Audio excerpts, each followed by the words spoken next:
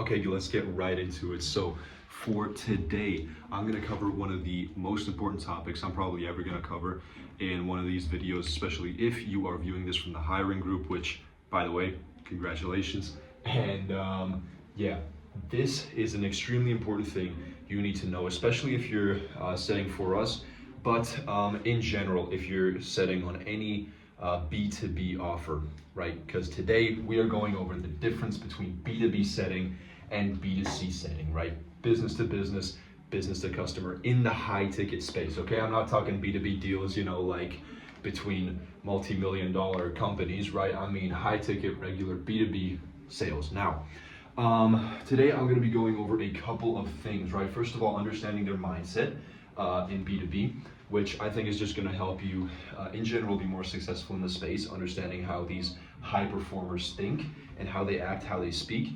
After that, we're gonna talk, the next topic ties into that, and we're gonna talk about how to actually get the pain points and their goals out of them.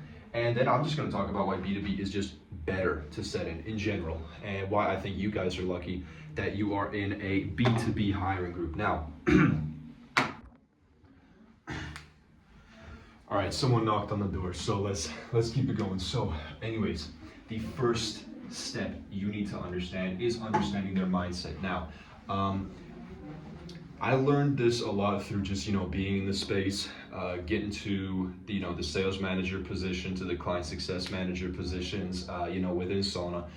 The thing is, these motherfuckers are busy, like crazy busy. Like you can't even imagine how busy and how many things are on their mind on a day-to-day basis, right? And the reason I mention that is, the biggest, and I mean the key factor to your setting in B2B is going to be your speed to lead.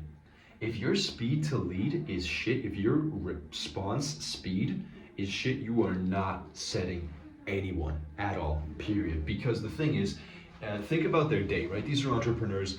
They, you're not talking to some dude interested in a fitness offer that just, sits around, plays video games all day. He, like, a business offer has shit to do. They have shit on their mind, and they only really have like 5 to 30 minute breaks during the day where, they either go take a shit, go eat lunch, something. And that's typically when they'll be checking their phones, right? When they're on break, when they're taking a breather.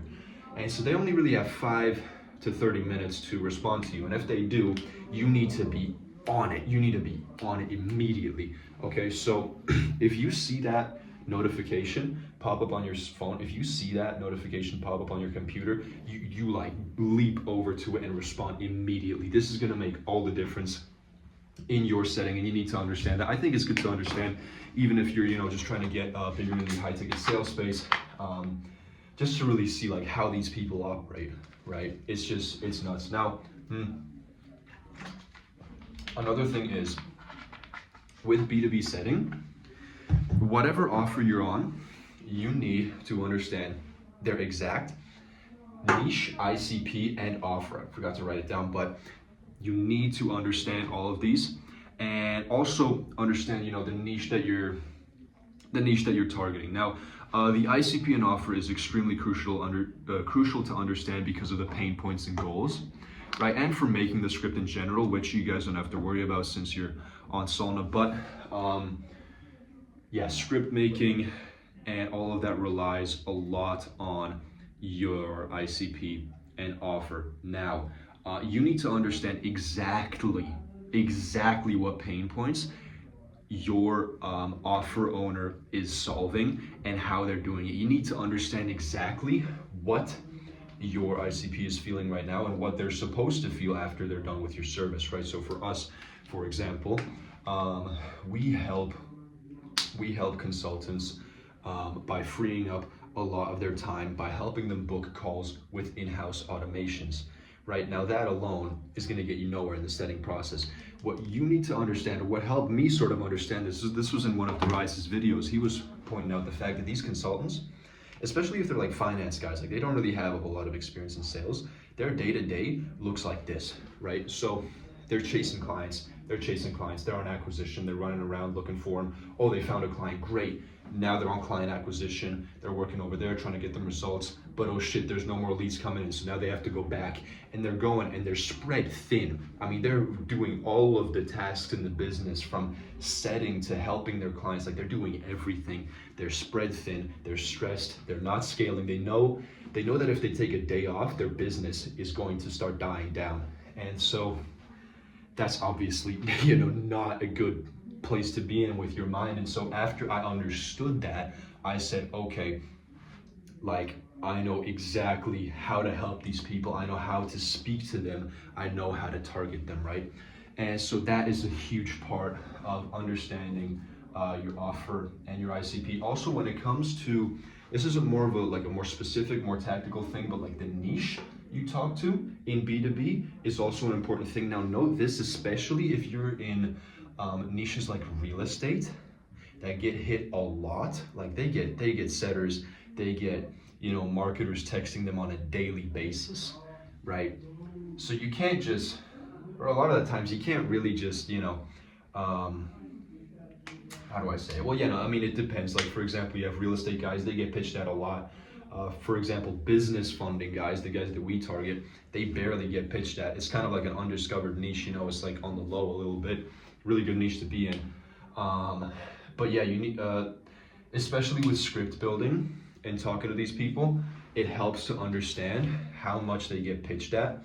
Because, for example, our approach right now is to have conversations with these folks, right? Like we hit them up, we just ask a bit about their offer, we talk to them, and then we pitch at the end. But that's because we are in business funding, okay? These guys are not used to getting set that often. This sort of approach would definitely not work in real estate, especially, even maybe they might be interested in our shit, right? But the thing is, they just get so many messages every day that they're not gonna be talking to you. Like I saw this in the trading niche. When I was doing B2C, actually in the trading niche, I mean, at the time I was targeting, the trading offer owners, so you could say it was B2B, but the thing is, I already knew that they were getting so many messages per day that I needed to make my shit stand out, and I did. And that's what worked. Now, it doesn't work for business funding. We tried the same approach because of the fact that, their niche is just hit so often. So yeah, that's a bit of a little yap session about that. Now, the last thing, another tactical thing, don't try to force urgency in B2B. It's like, it's just kind of gay. Like, I don't know how to describe it, but it's like, we only have 3 spots left. You know how many times they've heard that, right? Like just that sort of fake urgency is not working. That's just one pet peeve I have. Don't do that shit in B2B. You're not gonna get anywhere with building fake urgency. So in B2C, however, that's a different story, right? But in B2B, don't do that. That's just, getting into the nitty gritty details there. Now, the second one, I'm not even sure if you can read this. Okay, you can't, the fucking shitty markers, but another difference between B2B and B2C that you need to understand is B2B guys care more about results than their emotions, right? And we were on a group call with, what was his name? Josh Sosa, one of the appointment setters for Hormozy's team, one of the phone setters for Hormozy's team. And I asked him, or I don't know if I asked him, someone else asked him, but in any case, we asked him, hey, do you guys use NEPQ, right? And he said, yeah, it's a good system, but the thing is, it's too emotions focused, right? The thing is, if you're on a setting call and you're like, oh, so like, you're struggling with your business, right? Like your calls ain't coming in. They're like, yeah. If you ask them some bullshit like, oh, well, how does that make you feel, bro?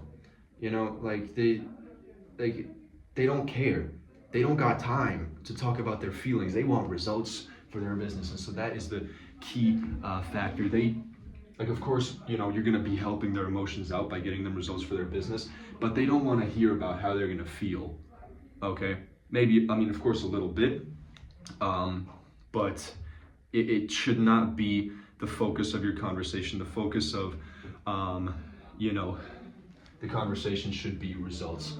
How much money do you guys want to be making? How much calls do you want to be bringing in? Like numbers, results. Those are going to go a lot longer or a lot further in B2B than in B2C, or take you a lot further. And now, finally, last thing. God damn it, I need to work on my cardio. I'm breathing hard from just speaking. Anyways, last thing is B2B is just better, okay? And so I've worked in both B2C. I was on a trading offer talking to traders, and I was on B2B. Now, the difference is, of course, B2B has higher tickets. I mean, some of these business funding offers, they can supply funding for up to, what was it, like 1 million USD. Like, that is an insane ticket price, right? Of course, that rarely happens, but like the potential for ticket prices in B2B is insane compared to B2C, right? B2C max, you're getting 5K, 10K if you're on like a wonderful offer, but that's rarely gonna happen, right? Like 5K tops B2C. Now, not only is the ticket offer higher, but the people that you are talking to are richer. So you're no longer talking to some dude, you know, that, I don't know what he does. He's an office worker and he's fat and he wants to get into fitness and he has 500 bucks saved up. Like, you know, it's hard to set those people, it's hard to get more money out of them. But if you're talking to an accountant, right, finance guy, he has 2K saved up, he's ready to go. It's like, it's so much easier because they're richer, right? So not only is the ticket price higher, they're richer, it's easier to set, easier to get money off of them. And so you're just gonna make more in the long run. Another thing with B2B that is a lot better than in B2C, at least for me, because I'm a very straightforward person. I'm a straight shooter. I don't beat around the bush. I don't like to do that shit when I talk to people, which, you know, sometimes you have to do for B2C especially. B2B, you can be very upfront. You can be very direct. You can say, yeah, how many calls do you want? How much, you know, yeah, how many calls do you want? How much do you want to be making in your business? You can ask these questions. You can go straight for it. You can go straight for the kill, get their pain points, their goals. It's super easy, especially if you're a beginner setter. B2B is just easier in that sense as well. And yeah, B2B scales better than B2C. It's easier. There's more money in it. It's just, the list goes on for B2B. That's why I am a huge believer in B2B. I mean, that's why I'm in it. And that's why I've made this hiring group. So yeah, if you guys got to the end of this video, fucking amazing. And yeah, drop any questions, any comments, anything you have, drop it in the group. I want to hear it. Me, Craig, and Darius want to hear it. Let's talk about it. Let's break it down. This is a really important topic. Or if you guys think I missed anything, especially Craig and Darius, I'm guessing I missed something that you guys might have in mind, so let me know about that. And yeah, fucking motion, guys. Let's get it.